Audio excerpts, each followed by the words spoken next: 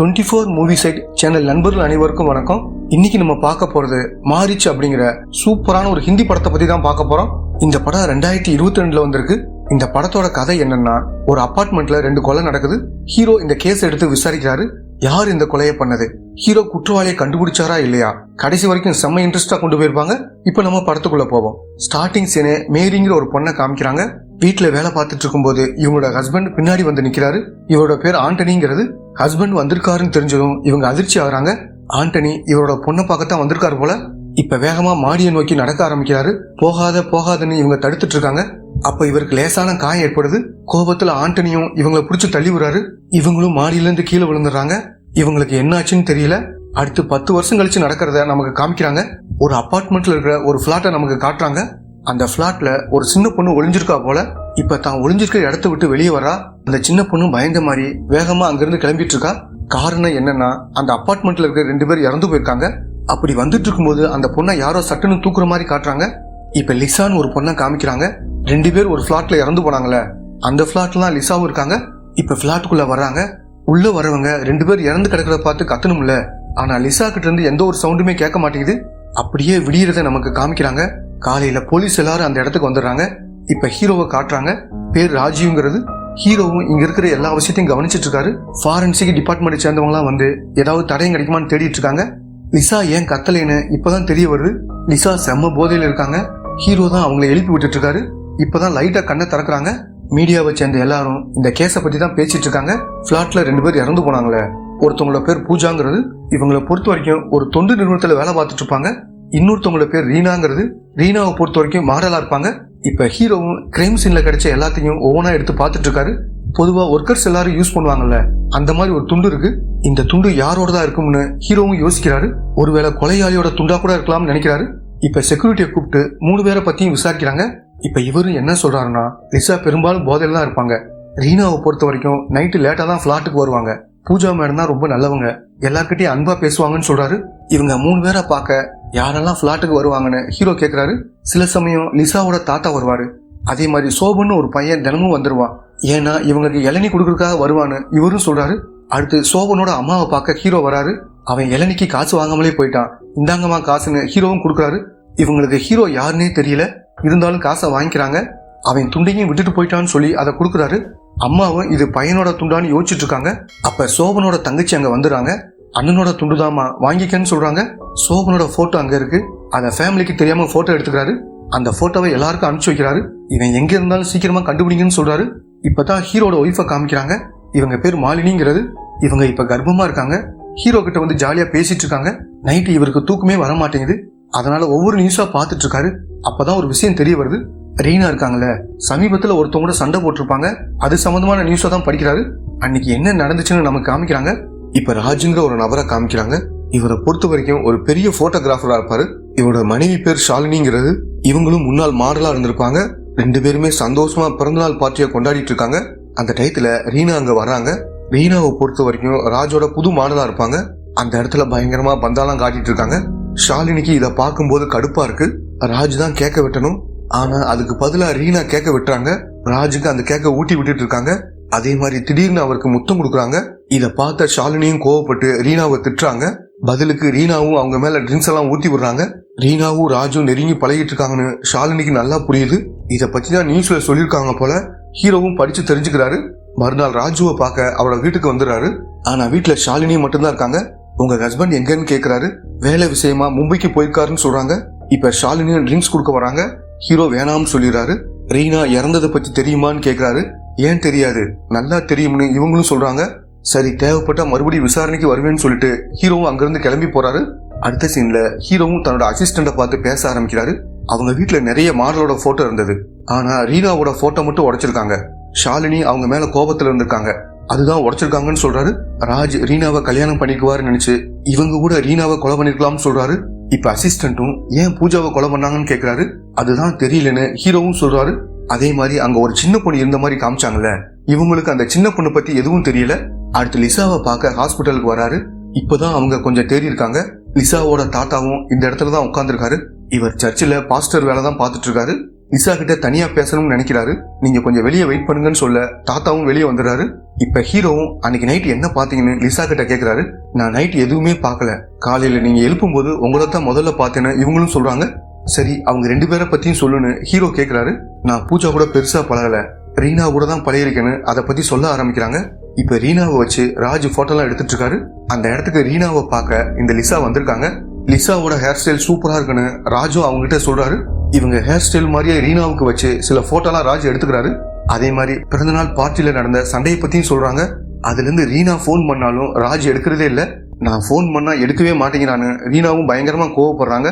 இவங்க 2 பேர் தான் அவங்கள சமாதானப்படுத்திருப்பாங்க. பூஜாவை பொறுத்த வரைக்கும் ஒரு தொண்டு நிறுவனத்துல வேலை பார்த்துட்டு இருப்பாங்க. அங்க இருக்கிற பசங்களை இடையில வீட்டுக்கு கூட்டிட்டு வருவாங்க போல. அந்த மாதிரிதான் ஒரு பையனை வீட்டுக்கு கூட்டிட்டு வந்திருக்காங்க. ரீனா சோகமா இருக்கிறத லிசா புரிஞ்சுக்கிறாங்க. நைட்டு பாருக்கு போகலாமான்னு கேட்க இவங்களும் ஓகேன்னு சொல்றாங்க. இப்ப நைட்டு 2 பேரும் பாருக்கு வந்துடுறாங்க. லிசாவுக்கு போதை மருந்து யூஸ் பண்ற பழக்கம் இருக்குல்ல, அதனாலதான் இந்த பாருக்கு கூட்டிட்டு வந்திருப்பாங்க. இங்க நவீன்கிற ஒருத்தன் தான் போதை மருந்தெல்லாம் விற்பான். அவங்க கிட்ட கொஞ்சம் பணம் கொடுத்து போதை மருந்தெல்லாம் வாங்கிக்கிறாங்க. இது பத்தாதுன்னு நினைச்சு ரீனா கையில போட்டிருந்த மோதிரத்தை கொடுத்து எல்லாத்தையும் வாங்கிக்கிறாங்க. 2 பேரும் நைட்டு ஜாலியா பார்ட்டி எல்லாம் பண்ணிருப்பாங்க. இத பத்தி எல்லாம் ஹீரோ கிட்ட சொல்றாங்க. சரி, உனக்கு வேற யார் மேலேயாவது டவுட் இருக்கான்னு ஹீரோவும் கேக்குறாரு. இப்ப இவங்களும் சோபனை பத்தி ஒரு விஷயத்த சொல்றாங்க. அவன் நல்லவன் நினைச்சேன், ஆனா அவன் நல்லவன் கிடையாதுன்னு சொல்றாங்க. பார்ட்டி பண்ண மறுநாள் லிசா ஃப்ரிட்ஜ்ல எதையும் எடுக்கிறதுக்காக வந்திருப்பாங்க. அந்த சமயத்துல சோபன் என்ன பண்ணிருப்பான்னா ரீனாவுக்கு முத்தம் கொடுக்கறதுக்காக ட்ரை பண்ணிருப்பான். இவங்களை பார்த்ததுக்கு அப்புறம் தான் வேகமா அங்கிருந்து ஓடி இருப்பான். நடந்த விஷயத்தெல்லாம் லிசா ஹீரோ கிட்ட சொல்றாங்க. அடுத்த சீன்ல டாக்டரும் ஹீரோ கிட்ட சில விஷயங்களை சொல்றாரு. லிசா அதிகமான போதை மருந்து எடுத்திருக்காங்க. அந்த ஸ்டேஜ்ல யார் என்ன சொன்னாலும் அதை பண்ண வாய்ப்பு இருக்கு. கோவப்படுன்னு சொன்னா கோவப்படுவாங்க. அதே மாதிரி இவங்களை கொலை பண்ணுன்னு சொன்னா கொலை கூட பண்ண வாய்ப்பு இருக்குன்னு சொல்றாரு. இதை கேட்கிற ஹீரோவும் அதிர்ச்சி ஆகிறாரு. ஆனா லிசா கொலை பண்ண மாதிரி அந்த இடத்துல எந்த தடயமும் கிடைச்சிருக்காது. அந்த போதை மருந்தை கொடுத்த நவீன பிடிக்கணும்னு நினைக்கிறாரு. இப்ப நவீன காமிக்கிறாங்க. போதை மருந்து விற்கிற வேலையை மட்டும்தான் இவன் பண்ணுவான். ஆனா ரெடி பண்றது எல்லாமே விக்கின்னு ஒருத்தன் தான் இதை பண்ணுவான். இது மூலமா இவங்க 2 பேருக்கும் நிறைய பணம் கிடைக்கும். அடுத்து இந்த 2 பேரும் அந்த பார்ல இருக்காங்க. இப்ப போலீஸும் இந்த இடத்துக்கு வந்து நவீனை பத்தி விசாரிச்சுட்டு இருக்காங்க. போலீஸ் விசாரிக்கிறத நவீனும் பாத்துறான். இப்ப விக்கிய கூப்பிட்டுட்டு இங்கிருந்து வேகமா ஓடுறான். இவங்க போறத ஹீரோவும் பார்த்துட்டு வேகமா துரத்திட்டு வர்றாரு. நவீன் தப்பிச்சிடறான். ஆனா விக்கி ஹீரோ கிட்ட மாட்டிக்கிறான். ஒழுங்கா உண்மையை சொல்லு, எதுக்காக அவ்வளவு போதை மருந்தை கொடுத்தீங்கன்னு கேக்குறாரு. இப்ப விக்கியும் சொல்ல ஆரம்பிக்கிறான். இவங்க புதுசா ஒரு போதை மருந்தை தயார் பண்ணிருப்பாங்க. இதுல போதை அதிகமா இருக்கான்னு செக் பண்றதுக்காக தான் ஃப்ரீயாவே நிறைய தந்திருப்பாங்க. மத்தபடி வேற எந்த காரணமும் இல்லைன்னு விக்கியும் சொல்றான். அடுத்த சீன்ல சோபன் மாட்டிக்கிட்டான்ற விஷயத்த அசிஸ்டன்டும் ஹீரோக்கு போன் பண்ணி சொல்றாரு. அடுத்து ஹீரோவும் சோபன் கிட்ட விசாரிக்க ஆரம்பிக்கிறாரு. எதுக்காக இந்த கொலையை பண்ணேன்னு கேக்குறாரு. என்னது நானா? நான் இந்த கொலையை பண்ணவே இல்லைன்னு சொல்றாரு. தப்பு பண்ணலனா எதுக்காக இவ்வளவு நாள் ஓடி ஒளிஞ்ச? அதே மாதிரி ரீனா கிட்ட தப்பா நடக்க முயற்சி பண்ணிருக்க, அவங்க ஒத்துக்கல, அதனால அவங்கள கொலை பண்ணிருக்க. இத பார்த்த பூஜாவோட கதையும் முடிச்சிருக்க, இதுதான உண்மைன்னு சொல்றாரு. சார், அப்படியெல்லாம் எதுவும் இல்லைன்னு நடந்ததை சொல்ல ஆரம்பிக்கிறான். இவன் தினமும் இளநீ தர்றதுக்காக வீட்டுக்கு வருவான். அப்படி வரும்போது கதவுல மாட்டலாம்னு நினைக்கிறான். அப்ப கதவு ஓபன் ஆயிருது. பார்த்தா அந்த இடத்துல ரீனா படுத்து தூங்கிட்டு இருக்காங்க. முன்னாடி நாள் ரீனா அதிக போதை மருந்து எடுத்திருப்பாங்க. அந்த போதையில தான் இருக்காங்க. வா, வந்து முத்தம் கொடுன்னு சொல்லிட்டு இருக்காங்க. நம்மளைத்தான் கூப்பிடுறாங்கன்னு நினைச்சு பொறுமையா பக்கத்துல வரான். அவங்க கண்ணை திறந்து பாக்குறாங்க. வா, முத்தம் கொடுன்னு இவனோட துணியை பிடிச்சி இழுத்துட்டு இருக்காங்க. இந்த விஷயத்த லிசா பார்த்திருப்பாங்க. அவங்க பார்த்ததுனால இவனும் வேகமா அங்கிருந்து ஓடி போயிருப்பான். இதுதான் நடந்துச்சுன்னு சோபனும் சொல்லிட்டு இருக்கான். ஆனா ஹீரோ இதை நம்ப மாட்டேங்கிறாரு. ஒழுங்கா உண்மையா சொல்லுன்னு அவனை போட்டு அடிக்கிறாரு. இப்ப ஹீரோட ஒய்ஃப் ஹீரோவுக்கு கால் பண்றாங்க. என்னோட லேப்டாப் ரிப்பேர் ஆயிடுச்சு, ஒரு முக்கியமான வேலை இருக்கு, வேற ஏதாவது ஏற்பாடு பண்ணி கொடுங்கன்னு சொல்றாங்க. இப்ப ஹீரோவும் அசிஸ்டன்ட்டுக்கு கால் பண்றாரு. அந்த வீட்டுல ஒரு லேப்டாப் எடுத்தோம்ல, அதை என்னோட வீட்டுக்கு அனுப்பிச்சோன்னு சொல்றாரு. இப்ப சோபன் தான் குற்றவாளின்னு எல்லாரும் முடிவு பண்றாங்க. இந்த விஷயத்த ஹீரோயினும் டிவில பாத்துட்டு இருக்காங்க. அப்ப திடீர்னு கரண்ட் போகுது. யாரோ வீட்டுக்குள்ள இருக்கிற மாதிரி இவங்களுக்கு தோணுது. பார்த்தா அங்க ஒரு நபர் இருக்கான். அவனை பார்த்துட்டு அதிர்ச்சி ஆகி இவங்களும் அங்கிருந்து ஓட ஆரம்பிக்கிறாங்க. ஒரு இடத்துல போய் ஒளிஞ்சுக்கிறாங்க. இப்ப அந்த மர்ம நபரும் ஒவ்வொரு இடமா அவங்கள தேடிட்டு இருக்கான். ஒரு கட்டத்துல ஹீரோயின் இருக்கிற இடத்த அவன் கண்டுபிடிச்சிடறான். ஹீரோயினும் அவனை தள்ளி விட்டுட்டு வேகமா அங்கிருந்து ஓடுறாங்க. அப்படி ஓடி வரும்போது படிக்கட்டுல கால் தடிக்கி கீழே விழுந்துடுறாங்க. இப்ப அந்த மர்ம நபரும் அங்கிருந்து கிளம்பி போறான். அடுத்த சீன்ல ஹீரோவும் வீட்டுக்கு வந்து பாக்குறாரு.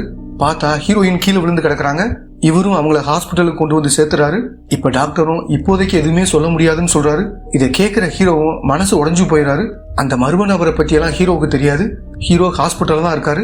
இப்ப டாக்டரும் பரவாயில்ல, கொஞ்சம் தேறிட்டாங்க, நீங்க போயிட்டு வாங்கன்னு சொல்றாரு. இவரும் கிளம்ப போகும்போது லிசாவோட தாத்தாவும் அங்க வந்துடுறாரு. என்ன சர்ச்சில் டிராப் பண்ண முடியுமான்னு கேக்குறாரு. ஹீரோவும் ஓகேன்னு சொல்லிட்டு அவரை கூட்டிட்டு போயிட்டு இருக்காரு. லிசாவுக்கு உங்களை தவிர்த்து வேற சொந்தக்காரங்க இருக்காங்களான்னு கேக்குறாரு. லிசாவோட அம்மா தான் இவரோட பொண்ணா இருப்பாங்க. என் பொண்ணு உடம்பு முடியாம இறந்து போயிட்டு தான் சொல்றாரு. சரி, லிசாவோட அப்பா எங்கன்னு கேக்குறாரு. அவன் எங்க இருக்கான்னு தெரியாதுன்னு இவரும் கோபமா சொல்றாரு. அடுத்து ஹீரோவும் பிளாட்ல கிடைச்ச பொருள் எல்லாத்தையும் திரும்ப எடுத்து வச்சு பார்த்துட்டு இருக்காரு. அப்பதான் ராஜுவோட ஒரு கண்ணாடி அந்த வீட்டுல கிடைச்சிருக்குன்னு தெரிய வருது. கொலை நடந்த இடத்துல இவன் கண்ணாடி எப்படி வந்துச்சுன்னு யோசிக்கிறாரு. அடுத்து ராஜு கிட்ட வந்து விசாரிக்க ஆரம்பிக்கிறாரு. அன்னைக்கு சண்டை நடந்ததுக்கு அப்புறம் ரீனாவோட பேசிருக்கீங்க, அதே மாதிரி அவங்க பிளாட்டுக்கும் போயிருக்கீங்க, ஒழுங்கா உண்மையை சொல்லுங்கன்னு ஹீரோவும் கேட்கிறாரு. இப்ப ராஜுவும் நடந்த விஷயத்த சொல்ல ஆரம்பிக்கிறாரு. அன்னைக்கு நைட்டு ரீனா அந்த சின்ன பொண்ணு கூடயும் பூஜா கூடயும் கண்ணா மூச்சு விளையாட்டு விளையாடிட்டு இருக்காங்க. அப்பதான் ராஜ் அங்க வந்திருப்பாரு. அமைதியா இருன்னு அந்த சின்ன பொண்ணு கிட்ட சொல்றாரு. அந்த பொண்ணு அமைதியா இருக்கா. இப்ப ரீனாவுக்கு பக்கத்துல போய் நிக்கிறாரு. ரீனாவும் பார்த்து அதிர்ச்சி ஆறாங்க. நீ ஏன் இங்க வந்த, போன்னு சொல்றாங்க. நான் ஷாலினியா டைவர்ஸ் பண்ண போறேன், சீக்கிரமே நம்ம 2 பேரும் கல்யாணம் பண்ணிக்கலாம்னு சொல்றாரு. இதை கேட்ட ரீனாவும் சந்தோஷப்படுறாங்க. நான் போட்டோ எடுக்க தான் வந்தேன், ஸ்டுடியோவுக்கு போகலாமான்னு கேட்கிறாரு. அங்க வேணாம், இங்கேயே எடுத்துடலாம்னு சொல்றாங்க. லிசாவோட ஹேர் ஸ்டைல் மாதிரியே இவங்க ஒரு விக்கை ரெடி பண்ணி வச்சிருப்பாங்கல்ல, அதை போட்டு ரெடி ஆகும்னு சொல்றாரு. இவங்களும் அதை போட்டுட்டு ரெடி ஆயிடுறாங்க. இப்ப ராஜும் அவங்கள வச்சு போட்டோ எடுத்துக்கிறாரு. கிளம்பலாம்னு நினைக்கிறாரு. இந்த சின்ன பொண்ணுக்கு ஏதாவது தரலாம்னு நினைச்சு இவரோட கண்ணாடியை தந்திருப்பாரு. இதுதான் உண்மையிலேயே நடந்துச்சுன்னு ராஜும் சொல்றாரு. இப்பதான் அங்க ஒரு சின்ன பொண்ணு இருந்திருக்கான்ற விஷயம் ஹீரோவுக்கு தெரிய வருது. இப்ப ஹீரோவும் அசிஸ்டன்ட்டுக்கு கால் பண்றாரு. அன்னைக்கு ஒரு சின்ன பொண்ணு அங்க இருந்திருக்கா, அதை பத்தி விசாரிங்கன்னு சொல்றாரு. இந்த மாதிரி ஹீரோ பேசுறத யாரோ ஒட்டு கேக்குறாங்க. இப்ப ராஜுக்கு கால் பண்ணி, நீ எடுத்த போட்டோவில் அந்த சின்ன பொண்ணு இருப்பால, அந்த போட்டோ எனக்கு வேணும்னு சொல்றாரு. சார், அந்த கேமரா என்னோட வீட்டுல தான் இருக்கு, நான் ஊருக்கு திரும்பி வந்ததுக்கு அப்புறம் எடுத்து தரேன்னு சொல்றாரு. இந்த விஷயத்தையும் அவன் ஒட்டு கேட்கறான்.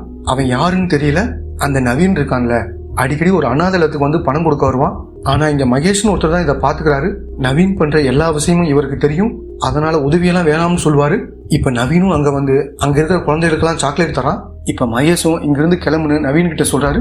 இப்ப நவீனும் இங்க மீரான்னு ஒரு பொண்ணு இருந்தால, அவ எங்கன்னு கேக்குறாரு. அந்த பொண்ணை ஒருத்தவங்க தத்து எடுத்துட்டு போயிட்டாங்கன்னு மகேஷும் சொல்றாரு.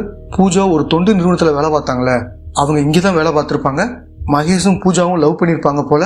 பூஜா இறந்து போனதுனால அதை நினைச்சு மகேஷும் பயங்கரமா ஃபீல் பண்ணிட்டு இருக்காரு. இப்ப ஹீரோட அசிஸ்டன்ட்டும் மகேஷை பார்த்து பேசுறாரு. பூஜா அடிக்கடி பசங்களை வீட்டுக்கு கூட்டிட்டு போவாங்களாமே, அப்படி யாரையாவது கூட்டிட்டு போனாங்களான்னு கேக்குறாரு. இல்ல சார், அப்படி யாரையும் கூட்டிட்டு போன மாதிரி தெரியலன்னு இவரும் சொல்றாரு.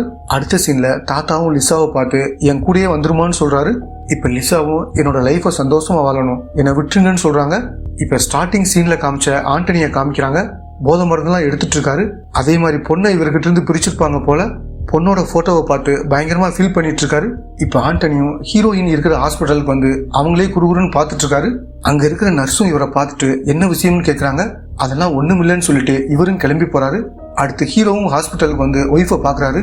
இப்ப அவங்க கொஞ்சம் தேறி இருக்காங்கன்னு டாக்டரும் சொல்றாரு. அந்த நேரத்துல பவர் சர்க்கியூட்ல ப்ராப்ளம் வருது. டாக்டரும் என்ன ப்ராப்ளம்னு பாக்குறதுக்காக போறாரு. நானும் வரேன்னு ஹீரோவும் பின்னாடியே போறாரு. அந்த டயத்துல ஒரு மர்ம நபர் இந்த ரூமுக்குள்ள வர்றான். அவன் ஹீரோயினோட கதையை முடிக்கலாம்னு நினைக்கிறான். ஹீரோயினும் அவனை பார்த்துட்டு அதிர்ச்சி ஆறாங்க. இவன் தான் வீட்டுக்குள்ளேயே வந்திருப்பான். இப்ப ஹீரோயின் லைட்டா கத்துறாங்க. அந்த சவுண்டை கேட்டுட்டு நர்ஸ் அங்க வந்துடுறாங்க. ஹீரோயின் வர வச்சிடறாங்க. கொல்ல நினைச்சவன் இங்கிருந்து வெளியே போயிடுறான்.